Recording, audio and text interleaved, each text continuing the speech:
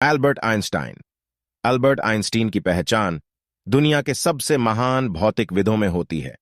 उनका जन्म 14 मार्च 1879 को हुआ था। 12 साल की उम्र तक प्रतिभाशाली व्यक्ति ने बीजगणित और यूक्लिडियन ज्यामिति खुद से ही एक समर सीजन के दौरान ही सीख ली थी।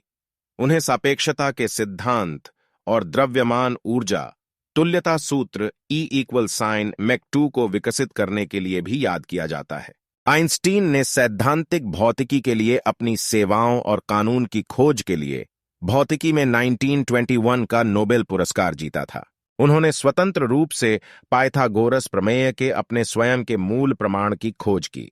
जब उन्होंने इसकी खोज की, उस वक्त उनकी उम्र केवल 12 वर्ष थी। वहीं जब वे 14 वर्ष के थे, तब तक उन्होंने इंटीग्रल और डिफरेंशियल कैलकुलस में महारत हासिल कर ली थी। अपने जीवन काल में उन्होंने 150 से अधिक गैर वैज्ञानिकों के साथ 300 से अधिक वैज्ञानिक पत्र प्रकाशित किए। कहा जाता है कि उनका दिमाग इतना ज्यादा तेज था कि पैथोलॉजिस्ट थॉमस हार्वे ने उनके निधन के बाद चुरा लिया था। ऐसे में आइए जानते हैं कि आखिर पैथोलॉजिस्ट हार्वे ने उनका दिमाग क्यों चुराया था। 1955 में पैथोलॉजिस्ट थॉमस हार्वे ने बिना अनुमति चुराया था दिमाग। आइंस्टीन का निधन 18 अप्रैल 1955 को प्रिंसटन अस्पताल में हुआ था। इसी दौरान पैथोलॉजिस्ट थॉमस हार्वे ने उनका दिमाग चुरा लिया था। इसके लिए उसने उनके परिजनों से भी अनुमति नहीं ली थी।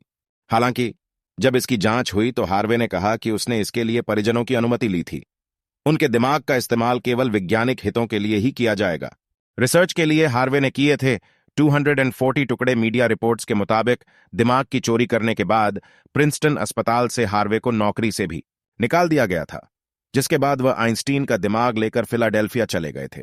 यहां पर उन्होंने दिमाग के 240 टुकड़े किए।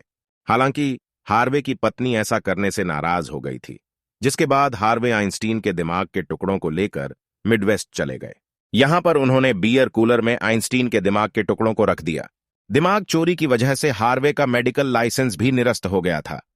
कहा जाता है कि आइंस्टीन के दिमाग की चोरी के चलते हार्वे का मेडिकल लाइसेंस भी निरस्त कर दिया था। मिडवेस्ट में भी उन्हें दिमाग के रिसर्च करने में रुकावट आई, तो वे वेस्टर्न मिसौरी चले गए और यहां पर अध्ययन किया। इसके बाद 1985 में हार्वे और उनके सहयोगियों ने मिलकर आइंस्टीन के दिमाग की एक स्टडी प्रकाशित की, जिसमें दावा किया गया कि उनके दिमाग में न्यूरॉन्स और ग्लिया 2 प्रकार की कोशिकाओं का असामान्य अनुपात था। रिसर्च में यह भी दावा किया गया कि आइंस्टीन के दिमाग के अध्ययन से तंत्रिका संबंधी बीमारियों को उजागर करने में बहुत ही ज्यादा मदद मिल सकती है। 1905 में आइंस्टीन ने की थी पीएचडी। 1900 में आइंस्टीन ने कैपिलैरिटी फेनोमेना से अपना पहला पेपर निष्कर्ष प्रकाशित किया। 1905 में उन्होंने भौतिकी में पीएचडी की उपाधि प्राप्त की। 1905 में ही उन्होंने फोटोइलेक्ट्रिक प्रभाव, ब्राउनियन गति, विशेष सापेक्षता, द्रव्यमान और ऊर्जा की समानता पर 4 महत्वपूर्ण पत्र प्रकाशित किए। इस वर्ष को आइंस्टीन के चमत्कारों के वर्ष के रूप में भी जाना जाता है।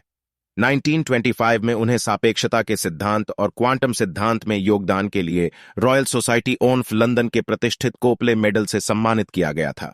रिसर्च में इतना व्यस्त रहते थे कि पत्नी से हो गया था तलाक। आइंस्टीन ने जनवरी 1903 में मिलेवा मैरिक से शादी की।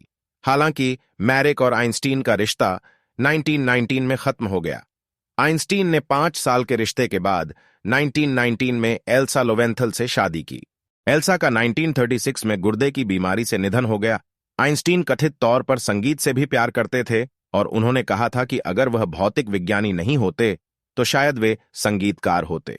वह महात्मा गांधी से भी बहुत प्रभावित थे और दोनों ने अपने जीवन के दौरान कई पत्रों का आदान प्रदान भी किया था।